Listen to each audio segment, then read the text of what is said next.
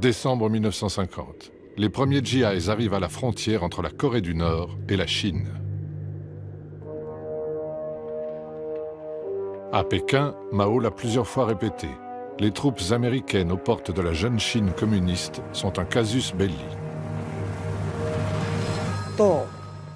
Quand les États-Unis ont attaqué notre pays, la Chine nous a envoyé ses fils et ses filles, et même le fils du président Mao.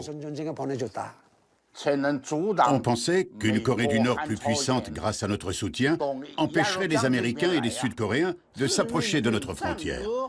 Connaissez-vous le chant de l'armée des volontaires? Vaillants et remontés, franchissons le fleuve Yalu. Défendons la paix et la patrie. C'est pour protéger chez nous. Des centaines de milliers de volontaires chinois prennent la relève des Nord-Coréens épuisés. Le fils aîné de Mao sera tué au front.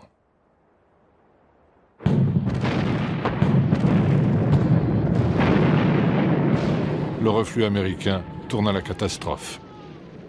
Les GIs qui ne sont pas submergés par les vagues de soldats chinois gèlent sur place. Là où ils le peuvent, ils embarquent hommes et matériels et quelques milliers de réfugiés coréens en haillons. Le port était surencombré de tous ces habitants de l'agglomération de Wonsan. Et tout le monde ne pouvait pas monter à bord. Moi, comme j'étais tout seul, je pouvais monter sur le navire à la sauvette.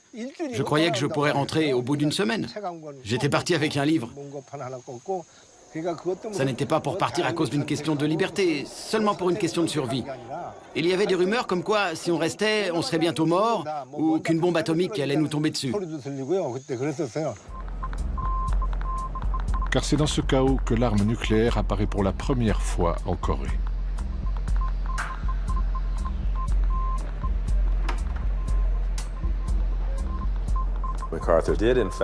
MacArthur a effectivement demandé une vingtaine de bombes atomiques au président Truman.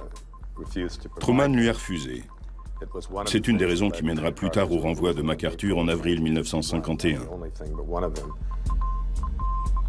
Pour MacArthur, ces 26 bombes atomiques devaient vitrifier la frontière sino-coréenne.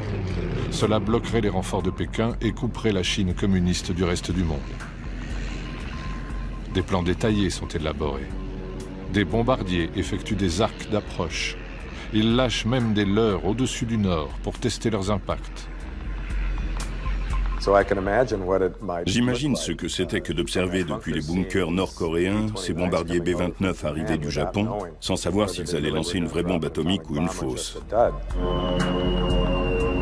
Pour éviter une troisième guerre mondiale, l'option nucléaire est abandonnée. À l'été 1951, le front se stabilise plus ou moins à son point de départ. La guerre devient une guerre de tranchées. Pour faire plier la Chine et la Corée, le bombardement systématique du Nord commence. L'US Air Force a répertorié les destructions par bombardement. Les chiffres sont clairs. En moyenne, elles étaient plus importantes en Corée du Nord qu'au Japon et en Allemagne pendant la Seconde Guerre mondiale. Les Coréens du Nord ont perdu très tôt le contrôle du ciel. Alors ils ont commencé à s'enterrer. On trouvait sous terre des industries, des écoles, des usines et même des pistes de décollage. À Pyongyang, il n'y avait plus rien. C'était des ruines. Il n'y avait plus une seule maison debout. Tout le monde vivait à moitié sous terre. C'est là que les élèves allaient à l'école. Et c'est là que le peuple coréen s'est mis à reconstruire.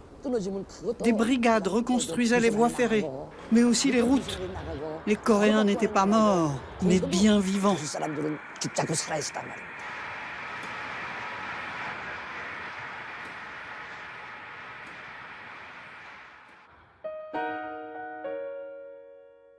La Corée du Sud est tout aussi ravagée.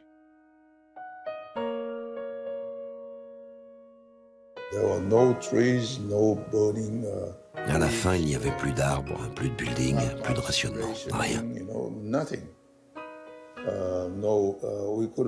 On ne pouvait rien faire parce que tout était détruit et les gens étaient ignorants, pas éduqués. Et au printemps, chaque année, il n'y avait plus rien à manger. C'était une époque très difficile. Personne n'arrive à imaginer ça aujourd'hui.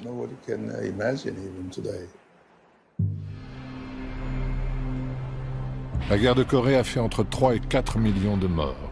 Elle fut l'une des plus sanglantes de l'histoire avec ses atrocités des deux côtés, ses exécutions publiques, ses charniers et ses millions de réfugiés.